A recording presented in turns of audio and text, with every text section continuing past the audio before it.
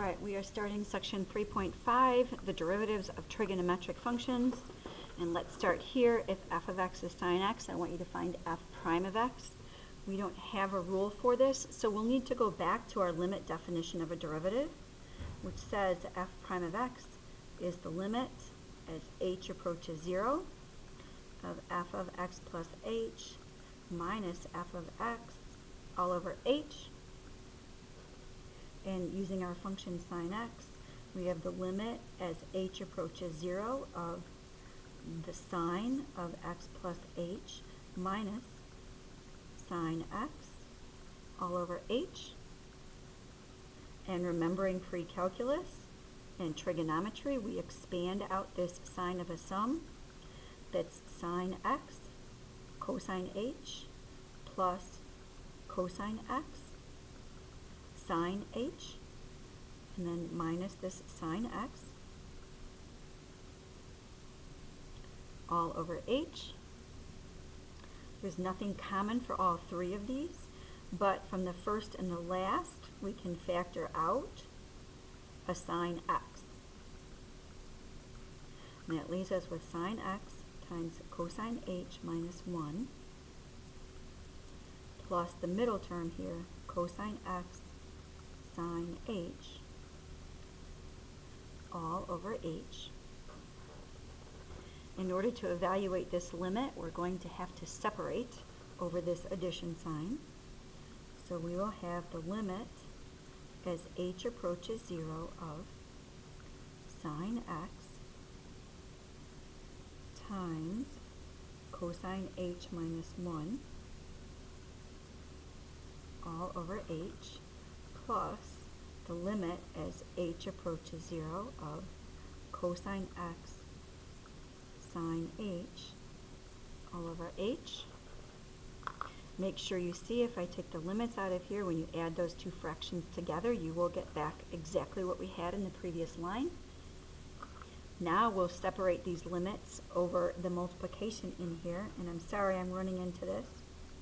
We have the limit as h approaches 0 of sine x times the limit as h approaches 0 of cosine h minus 1 all over h plus the limit as h approaches 0 of cosine x times the limit as h approaches 0 of sine h over h.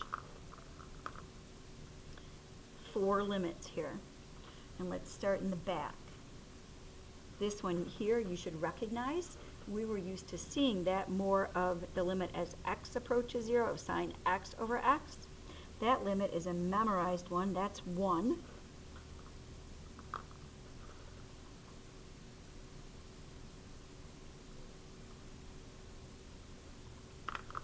This limit as h approaches 0 of cosine x, there's nowhere to substitute in the h, so this function cosine x is not dependent on what's happening to h. So that limit is just cosine x. This one is a form of a memorized. We memorized 1 minus cosine x all over x as x went to 0, which is exactly the opposite of this. And that limit was 0, so the opposite, still 0. And this one, again, as h goes to 0, has no effect on this sign. So that limit is sine. And we work all this through, and we get cosine x, which tells us that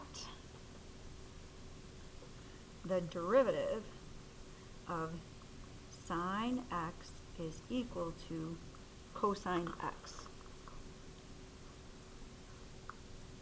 Please memorize this. Please memorize. Okay. For cosine x over here, I don't want you to forget this little bit that I kind of wrote over. For cosine x, if we go to y equals, and I'm going to do the derivative oops, that's not what I want. Alpha f2 and derive the derivative d dx of cosine x at x equals x. This will have the calculator crank out a derivative at every single value of x in the window.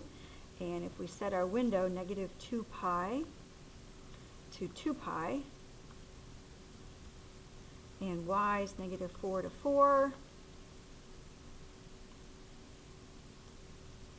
this is the derivative of cosine. That's the derivative of cosine. It looks like a sine curve, but it's not quite sine. Sine goes up first and then comes around. This is negative sine. So the derivative of cosine x is opposite sine x. Please memorize that one.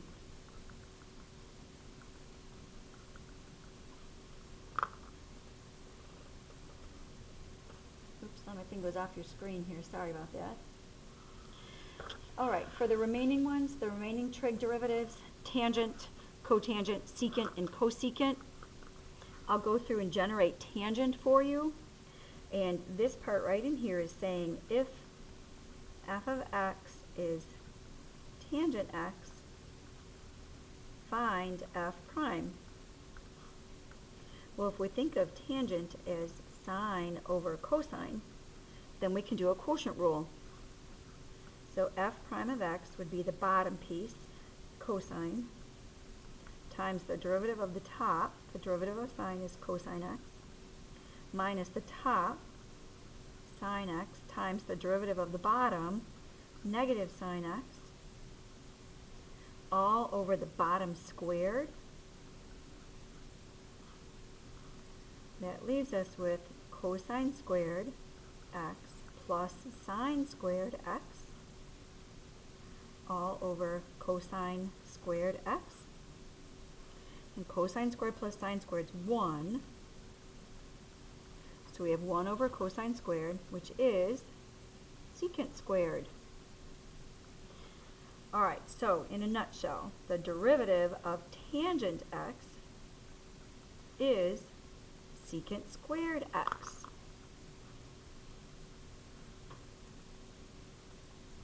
Boxed again, stars, guess what?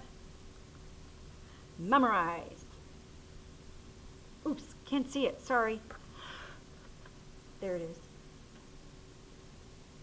All right, last bit. Now, cotangent, secant, and cosecant could all be generated using a quotient rule. Cotangent, cosine divided by sine. Secant, 1 over cosine. Cosecant, 1 over sine. But in the interest of time, let's just jot this down. The derivative of cotangent x is negative cosecant squared x. The derivative of secant x is secant x times tangent x. And the derivative of cosecant x is negative cosecant x cotangent x.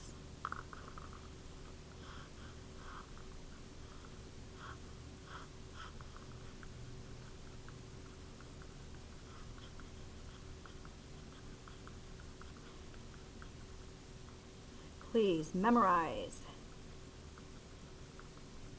all 6 trig derivatives. There are lots of patterns in there. See if you can pull out some of the patterns and memorize these trig derivatives. Notice all the functions that start with a C. Cosine, cotangent, cosecant, their derivatives are the negative ones. So the C functions all have negative derivatives. Tangents and secants always stick together. Cotangents and cosecants always stick together. So please memorize all 6 trig derivatives. Thank you.